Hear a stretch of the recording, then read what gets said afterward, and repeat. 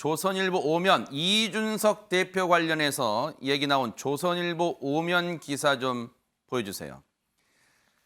지금 큰 선거 2번을 내리 이긴 여당의 상황이 지금 언론의 지금 비판, 문매도 맞고 네티즌들에게 조속거리, 조롱거리가 되고 있는 상황입니다. 그 얘기를 해볼게요. 조선일보 오면입니다. 장제원 의원이 등장합니다. 이게 뭔가? 대통령 돕는 당 맞나? 라고 한 언론과의 인터뷰에서 밝힌 내용이 전해집니다. 그랬더니 이준석 대표가 가만히 있을 리가 없죠. 이준석 대표, 미끼를 안 무니까 드디어 직접 쏘나? 라고 일갈했습니다. 이런 상황이 빚어진 거예요. 일단 최수영 평론가님께 먼저 여쭤볼게요. 언론들이 어느 정도 예상은 했겠습니다만 드디어 이 국면에 장제원 의원이 등장했습니다. 저는 이제 1차전이 배현진 의원과의 갈등이었다면 이제 2차전 본격적으로 확전이 됐다고 저는 생각을 합니다. 그러니까 이제 그 주역이 등장한 거죠. 사실 이준석 대표와 장제원 의원은 지난 대선 때 잘 기억해 보시면 부산으로 내려가서 움직이지도 말아라고 서로 공방을 펼쳤던 그런 아주 악연이 있었죠. 네. 그런데 어쨌든 선거는 승리했고 그다음에 장제원 의원은 대통령 당선인 비서실장으로 또 화려하게 복귀했고 이준석 대표는 다시 당대표로서 2번의 승리를 이끈 주역으로 조금 잠잠해졌으나 결국엔 지금 뭐 이 갈등이 결국에는 이제 수면 위로 올라왔다 이렇게 볼 수밖에 없는데 저는 이 지점에서 잘 한번 생각해 봐야 될 것이 있습니다. 왜냐하면 지난 6일 지방선거 민주당이 대선의 연장전으로 몰아갔는데 국민들은 거기 평가 동의해주지 않았어요. 윤석열 정부가 초기의 힘을 가지고 국정 운영을 할 수 있도록 도와달라는 이른바 국정 안정론에 힘을 실어줘서 압도적인 승리를 해줬습니다. 그런데 이제 투표지에 잉크도 마르기 전에 이게 지금 지방선거가 끝난 지 4주가 채 안 돼서 이런 지금 당이 지금 극심한 내용으로 빠져든다는 것은 국민들 눈에 어떻게 비치겠습니까? 그럼 이제 해달라고 해서 해줬더니 이제 결국 이제 당권 싸움이냐?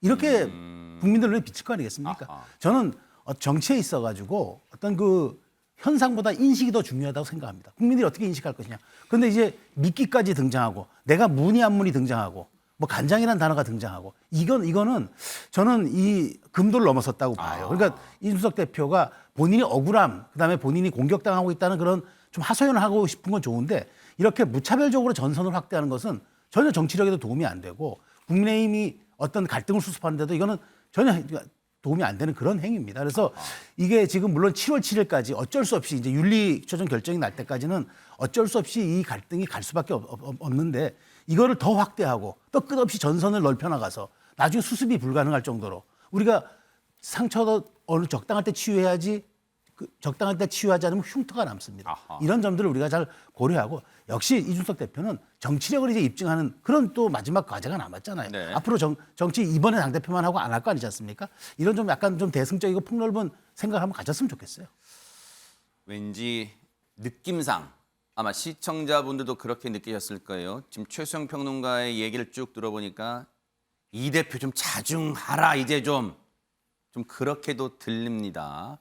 30대 후반입니다. 이준석 대표가 젊은 이 정치인, 젊은 정치인의 어떤 특징일까요? 이준석 대표가 SNS나 인터뷰 등을 통해서 쏟아내는 단어나 어휘, 표현들이 사실 당내 중진들, 지도부, 다른 지도부가 받아들이기 조금 상당히 어려움, 좀 거북한 편이 있다는 게 이제 언론들의 이제 표현이에요. 이번 장제원 의원 등장에 SNS로 썼던 표현 좀 볼게요. 이준석 대표 SNS 좀 보여주세요. 보세요. 디코이를 안 물었더니 디코이, 유인용 미끼란 뜻이랍니다. 누구를 지목하겠느냐. 참 이런 거 보면 이준석 대표가 잘한다 못한다를 떠나서 일단 머리는 좋은 것 같아요. 이런 표현을 씁니다. 유인용 미끼를 안 물었더니 배현진 최고위원을 지목한 것 같아요. 왜?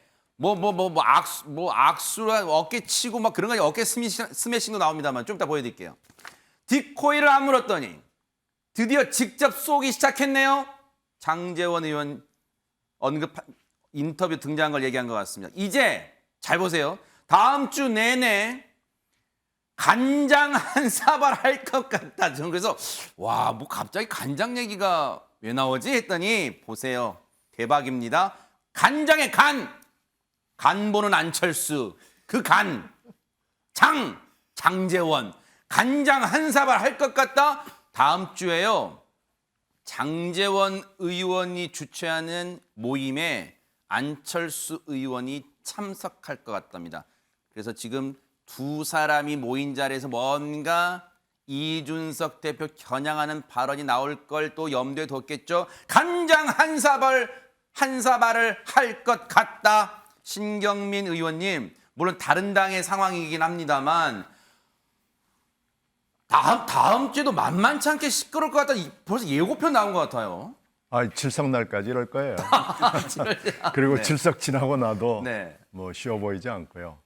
7월 7일 날은 어차피 지금 그 정무실장은 징계. 김철근 실장. 네, 네. 김철근 실장은 이미 이제 징계 절차가 시작됐으니까 당연히 올라올 거고 소명 절차를 이 대표로부터 직접 듣겠다고 예고를 했기 때문에 7월 7일 날 결론을 낼지 안 낼지는 모르겠습니다만은 하여튼 7월 7일 날이 굉장히 중요한 분수령이고요. 7월 7일 날 결정이 나건 안 나건 경징계로 나건 중징계로 나건 그 여지는 몇 달 간다고 봐야 되겠죠. 그러니까 지금 이번 주 어차피 목요일 날 이 상당히 중요한 시점이 있었기 때문에 바로 지금 시작한 거죠. 그래서 저게 7월 7일까지 굉장히 극점을 향해서 올라갈 텐데 하여튼 뭐 바로 지금 시작이 됐고 네. 이것이 어디까지 진전이 될지 잘 모르겠어요. 그래서 7월 7일 날 또 한 극점을 찍겠죠. 그리고 또 그 상황에 따라서 또 다른 더 올라갈지 내려갈지는 모르겠습니다만은 네. 내려가지는 않겠다라는 생각이 들고요. 이제 간장까지 등장했기 때문에 이제는 뭐 윤핵관들하고 이제 윤핵관이라고 생각되는 사람 중에서 장제원 의원이 등장을 했는데 또 다른 윤핵관들하고 이제 대판 붙을 거기 때문에 참 흥미진진합니다. 네. 잘 보고 있습니다. 아하, 관전평을 좀 들려주셨어요. 그런데 어제하고 뭐 그제 사실 언론들이 특히 방송사들이 뭐 요즘 뭐 밈이라고 하잖아요. 어떤 이렇게 재밌는 영상을 이렇게 짧게 편집해서 그것만 계속 반복하고 정말 그런 상황이 됐어요. 국민의힘 최고위원 회의 때 이런 일이 벌어졌습니다. 한번 보시고 이어가 보도록 하겠습니다. 다른 최고위원님들 그냥 지켜만 보고 있는 거예요? 아니죠. 그렇게 하면 안 된다고 얘기하고 있죠. 보이지 않는 곳에서 우리가 얼마나 많이 얘기를 하는지 모르죠. 비공개 얘기하고 회의에서? 있죠. 비공개 회의에서조차 얘기하면 또 싸움이 될 수가 있으니까. 근데 아무튼 뭐 그 국민 앞에 비춰지는 모습은 그렇게 좋은 모습은 아니잖아요, 이게 사실은. 정말 아니죠. 그러니까는 지금 다 그것 때문에 걱정하고 있고 죄송하다고 말씀드리고 지금 그렇게 하고 있는 거죠. 옆에 있는 우리가 더 불안해서 살 수가 없는데요. 정미경 최고위원이 이제 이 상황을 얘기한 거고 보세요. 이준석 대표의 어깨를 뭐 일부 언론에서는 저걸 어깨 스매싱이라고 이제 표현했더라고요. 나름 또 운율을 맞췄어요. 악수를 패싱하니까 악수 거부하잖아요. 이걸 악수 패싱.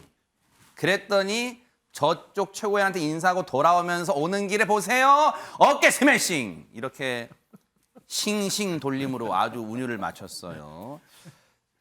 자꾸만 이런 상황이 벌어지고 있어. 이에 대해서 저기 대구시에 내려가서 지금 시정을 펼치고 있는 홍준표 대구시장이 SNS에 작금의 상황에 대해서 이렇게 얘기를 했더라고요. 최고위원은 대표와 경쟁 관계가 아니다.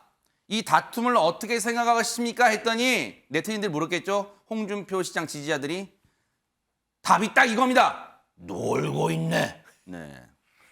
이렇게 일가를 했습니다. 유영호 교수님, 홍준표 시장의 저 SNS의 답변에 대해서 글쎄 많은 분들이 공감할까요? 어떻습니까? 그럼 국민들이 저런 생각 갖고 있을 것 같아요. 요즘에 그 지금 악수하는 장면이 나왔죠. 이제 유행한다 그러대요. 새로운 악수법이라고. 아, 그래요? 네. 저게 과연 이준석 대표와 배현진 최고위원은 누굴 위해서 정치하는지 좀 묻고 싶습니다. 자기 자신들을 위해서 하는 것인지 정말 집권 여당의 대표와 최고위원답게 국민을 위해서 정치를 하고 있는 것이 바꾸는 국민을 위해서 하고 있다고 얘기하죠. 선거 때는 얘기하고 말이죠. 자, 저런 장면을 보면서 저는 걱정이 되는 게 뭐냐면 집권 여당 아닙니까? 물론 이준석 대표는 지금 그런 게 있을 거예요. 그 윤리위원회 해부된 부분에서 자기가 잘못되면은 자기 정치 생명 끝난다. 윤핵관과의 싸움에서 자기가 지면은 정치 생명 끝난다. 뭐 그래서 자꾸만 그런 뭐 상식적으로 말 안 되는 언어들을 자꾸만 쓰는 것 같은데 그 정당 정치에서 하나만 제가 소개를 드리면 정부 속의 정당이라는 얘기가 있습니다. 그건 뭐냐면은 여당이 현 정부하고 같이 가는 거 아니겠습니까? 영향력을 미치고 그리고 행정부에도 영향을 미치고 또 회의도 하고 그것이 결국 윤석열 정부의 굉장히 중요한 토대 중에 하나거든요. 역대권 다 그랬단 말이죠. 아무리 부인하려고 해도 국민의힘은 현재 윤석열 정부의 중요한 정부 속의 정당이에요.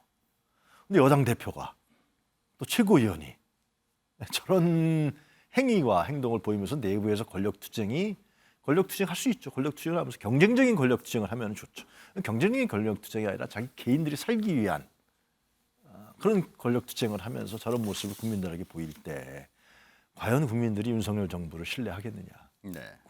국민의힘은 뭐 아니라 그러겠지만 저것이 계속 진행될수록 아마 네. 윤석열 대통령의 지지율은 더 떨어질 겁니다. 그렇게 생각합니다. 문인철 평론가님 앞서 뭐 저희가 들려드렸습니다만은 정미경 최고위원이 언론 인터뷰에서 그랬어요. 아우 걱정되죠. 불안해서 살 수가 없어요라고 합니다. 진심인 것 같아요, 진짜. 진심이겠죠. 오늘 또 원래 패널로 나오시기로 했는데 뭐 다른 일정 때문에 못 나온 걸로 알고 있는데요. 오늘 왔으면은 정말 이렇게 힘드냐고 물어봤을 텐데, 근데 저도 만약 그 현장에 있었고 어떤 그 역할을 당해서 하고 있다면 저도 정말 힘든 상황이었겠습니다. 근데 이제 평론가로서 이야기하면은 조금 이제 이렇게 관전하는 입장에서 보니까 말 좀 편하게 할 수가 있죠.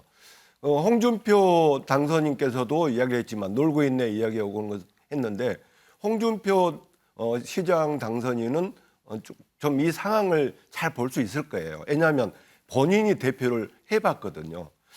지금은 이제 단일 지도 체제인데요. 2014년의 경우는 집단 지도 체제였습니다. 그래서 그때 김무성 당대표였고 나머지 최고 1등이 당대표, 물론 나머지 이제 몇 번까지는 최고위원 이렇게 했는데 이렇게 되니까 집단으로 이렇게 결정을 하니까 친박인 그 최고위원들이 김무성 대표를 완전히 흔들어 버려 가지고 네. 일이 진행이 안 됐었죠. 그래서 거기에 대한 반면 교사로 그 뒤로 이제 단일 지도 체제로 바뀌었는데 그래서 그때 집단 체제일 때 최고위원하고 단일 지도 체제일 때 최고위원은 일단 격이 다릅니다. 그래서 홍준표 당선인께서는 그걸 이제 지적한 것 같아요. 네. 그런데요, 네. 대통령이 당선이 되고 또 대통령이 속한 정당은 여당이라고 하잖아요. 그러면 여당은 상대적으로 이런 내분이 그렇게 크지 않습니다. 그 이유는 대통령이 있고 실세 그룹이 있기 때문이죠. 노무현 대통령으로는 친노라고 불리우는 사람들이 실권을 가졌었고, 그리고 이명박 대통령 때는 친이, 박근혜 대통령은 친박, 그리고 문재인 대통령 때는 친문들이 이렇게 그 권력을 장악을 해가지고 운영을 하거든요. 그런데 윤석열 대통령은 우리가 잘 알다시피 정치인 출신이 아닙니다. 그래서 친윤이라고 할 수 있는 그룹들이 이렇게 딱 정해지지 않았어요. 그래서 있다는 게 이제 윤핵관 정도 있는데요. 근데 윤핵관들이 국민이 완전히 장악하지는 않았잖아요. 그래서 저는 이것은 정치가 있는 곳에 권력 다툼은 항상 있기 때문에 예정된 수순이 아닌가. 그래서 어느 그룹이든지 또 뭐 이준석 대표든 나름 이렇게 확고하게 대통령 또 신임을 받고 장악을 하기 전까지는 이게 뭐 악수를 하고 안 하고 또는 뭐 윤리 여러 과정을 통하든 그 밖에 여러 가지 일들이 확고하게 실세 그룹이 정해지지 않는 한 계속 갈 수밖에 없다. 이런 분란은 계속 나올 수밖에 없다. 그렇게 생각을 합니다. 배현진 최고위원과 이준석 대표 갈등의 고리는 비공개 때 했던 발언이 왜 새 나가느냐 그런 얘기를 하면서 배현진 최고위원이 그 당사자 아니냐라고 이제 지목되는 바탕 애둘러 말한 것부터 갈등이 이제 본격화됐잖아요. 그런데 엊그제 최고위원 때는 또 비공개일 때 저희 신문에는 안 실렸습니다만 이게 진짜 시중에서 또는 그냥 식사 자리, 술자리에서나 나올 법한 표현들을 당대표와 최고위원회가 한다는 그런 지적이 있어요. 제 생각은 아닙니다. 어따 대고 지적질이냐? 이런 얘기를 하니까 앞에 내용이 무엇 때문에 언쟁했는가는 다 안 들어와요. 시청자나 지금 독자들한테는. 이 표현 보세요. 어따 대고 지적질이냐? 그래서 지적질이라고 하셨냐? 그러면서 여긴 또 안 나옵니다만 배현진 최고도 가만히 안 집니다. 어따 대고 목소리 높이냐? 어따 대고도 유행해질 탈 것 같아요. 이런 상황이 되다 보니까 꼭 이 상황 갖고 그런 거 아닙니다만 며칠 전에 홍준표 시장 당선인이 MBC 100분 토론 나가서 그랬대요. 지금의 여당 상황 어떻게 보십니까? 했더니 애들 장난도 아니고 그랬대요. 그랬더니 좌중에 폭소가 터졌답니다. 공감한다는 얘기잖아요. 최수영 평론가님, 네.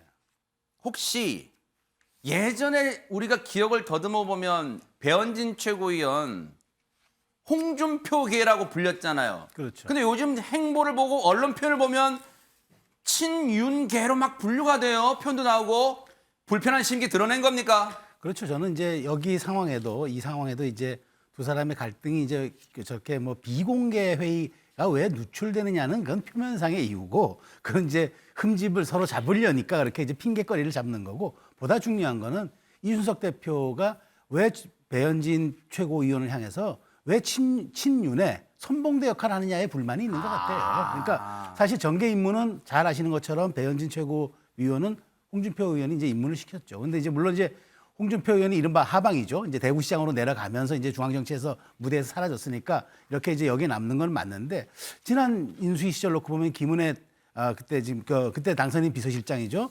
대변인이죠. 대변인네. 대변인이 이제 바로 경기도지사 출마로 선회하면서 이제 공석이 되니까 그 자리를 이어받으면서 이제 바로 이제 대통령의, 그러니까 당선인의 입 역할을 하지 않습니까?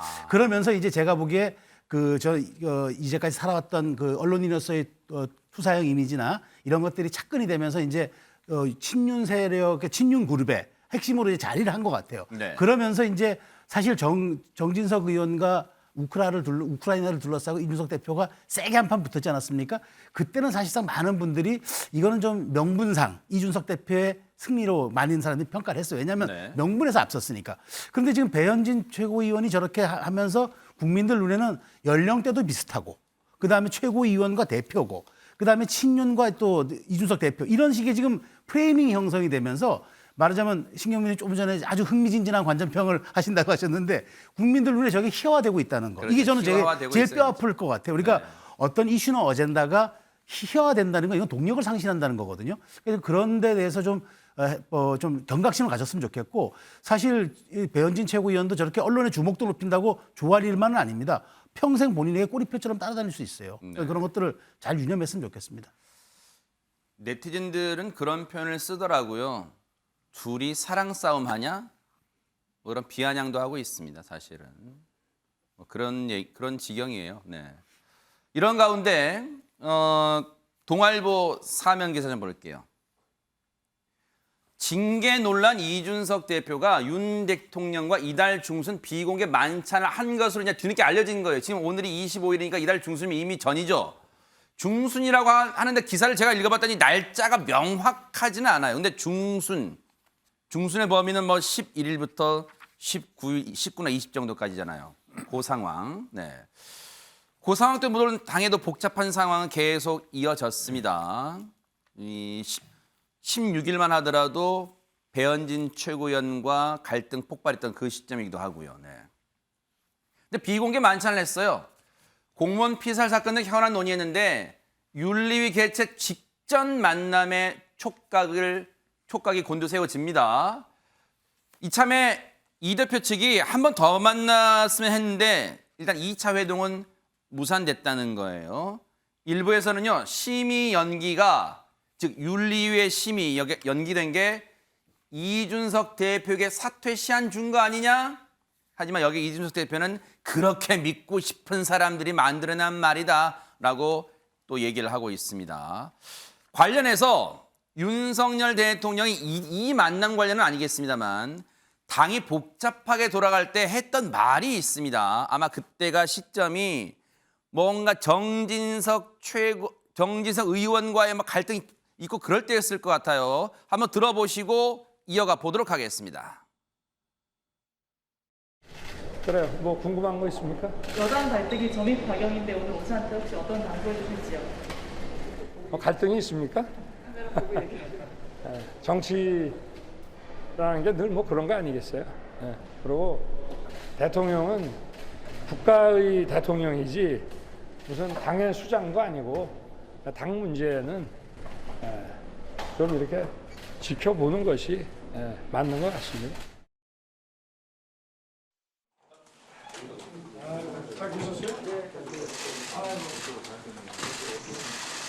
잘 다녀오셨어요? 아니 뭐 차를 뭐 20시간씩 타고 이러셨어요. 여기 현장이 그렇습니다 지금. 아이고 이거 뭐 진짜 오랜만에 친정 식구들 만나는 거네. 같은 날입니다. 6월 10일 아침 출근길에 아유 뭐 당이 다 그런 거 아닙니까? 그렇게 얘기하고 몇 시간 뒤에 당 지도부를 초청해서 점심 먹으면서 아우 친정 식구 만난 것 같네. 이 전날 인천공항 통해 들어온 우크라이나 갔다가 들어온 이준석 대표 아우 잘 다녀오셨어요? 아우 차 20시간 넘게 탔다면서 뭐 이렇게 근황도 물어보고 그랬어요. 그런데 신경민 의원님, 저 때는 6월 10일이고 다 공개적으로 만난 거니까 저 때를 말하는 건 아닌 것 같고 그리고 만찬이에요. 그렇다면 저 만남 이후에 또 며칠 뒤에 별도로 만났다는 거예요. 시점이 혹시 묘합니까? 어떻습니까? 제가 여의도에서 돌아다니는 얘기를 들은 건요. 아하. 뭐 이달 중순이라는 저 보도의 시점은 아니고요. 아하. 하여튼 만났다는 겁니다. 윤 대통령하고 이준석 대표가 만났다. 만나서 굉장히 많은 얘기를 했고 물론 징계 얘기도 했고 많이 이준석 대표가 물었는데 윤 대통령은 한마디도 하지 않았다. 라는 얘기를 들었습니다. 뭐 이게 이건지는 잘 모르겠습니다만 한마디도 하지 않았다는 것이 과연 무엇을 뜻하는 것이냐를 놓고 여의도 이 골목골목에서 굉장히 말이 많습니다. 한마디도 하지 않았다는 것은 물론 이준석 대표가 할 수 있는 얘기는 짐작이 가는 게 몇 가지 있죠. 아무래도 이 윤리 문제랄지 뭐 이런 것들을 좀 잘 타고 넘어가는 걸 원할 텐데 가타부타 얘기를 하지 않았다는 것은 나는 잘 모르겠다는 얘기는 아닌 걸로 해석이 돼요. 그런 걸로 봐서 이준석 대표의 심사가 그리 썩 회동 이후에 좋지 않았다 하는 얘기가 여의도에 돌아다니는데 확인을 할 길이 없습니다. 그런데 지금 이 윤리위가 그 당시에 날짜를 이리 갔다 저리 갔다 하다가 결국은 이양희 위원장이 돌아오면서 입장문이라는 걸 윤리위원장이 입장문 내는 건 그건 있을 수 없는 일이거든요. 윤리위원장이나 윤리위는 사실 입을 가지고 있으면 안 되는 거고요. 사실은 위원장이 어쩔 수 없이 노출이 되지만 위원이 누군지도 알려고 해서도 안 되고 알려져도 확인해서도 안 됩니다. 그걸 잘 모르거든요. 당내에서 아주 극히 일부분만 아는 비밀에 해당하는 거거든요. 근데 윤리위원장이라는 사람이 입장문을 낸 것은 뭐냐면은 굉장히 뭔가 불쾌한 일이 있다는 얘기입니다.